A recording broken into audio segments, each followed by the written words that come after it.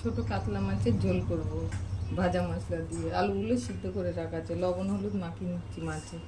ভেজে নেবো ভালো করে। হয়ে গেছে, ভেজে নেবো ভালো করে।